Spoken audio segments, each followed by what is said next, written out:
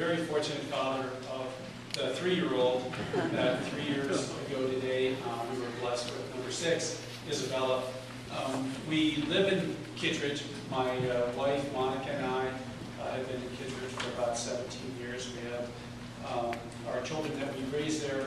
We're very honored to be part of the community because we really enjoy where we live. And our Senate District 16 ranges all the way from Evergreen, actually Morrison, all the way up to Vail Pass, and then all of the Grand up to Ravagers Pass. So we're very fortunate to be able to be part of such a great area.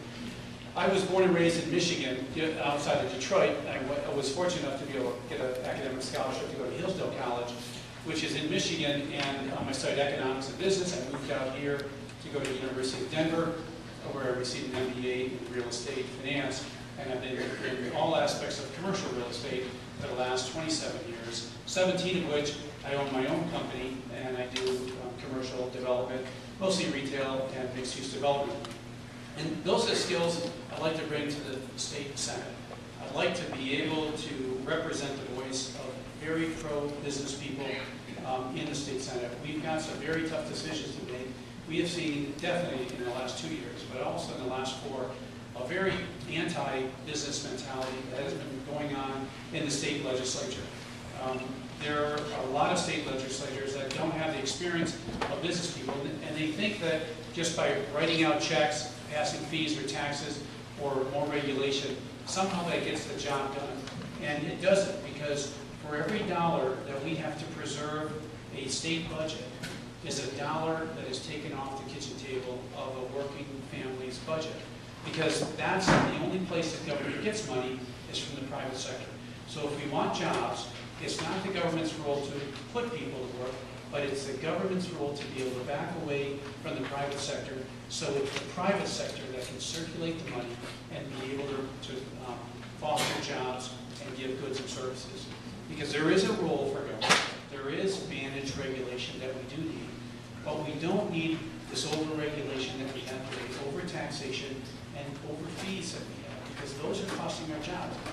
Senator Dan Gibbs and I had a conversation back with Faster was passed, and I said, you know, Senator, you cannot, it was passed as a jobs bill. This was the increase of fees on hard taxes. I said, pass as anything you want, but not as a jobs bill, because you can't take $250 million out of this half of the room and give $250 million to that half of the room and think that you have a net creation of jobs.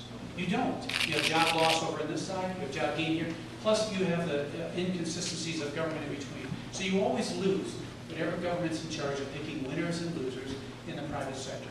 So I'm much more of the camp that says that government is far more the problem than it is the solution. So what we need is less government.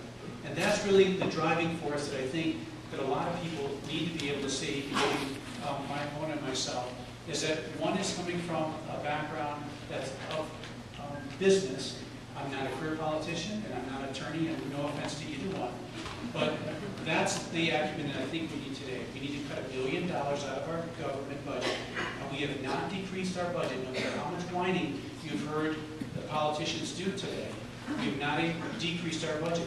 We've gone from 16.2 to $17.2 billion a year to 18.6 to 19.0. I think it's time for us to have $18 billion government instead of $19 billion government, because we have to have our revenues equal our spending. And so that's my focus of attention. Thank you for your attention.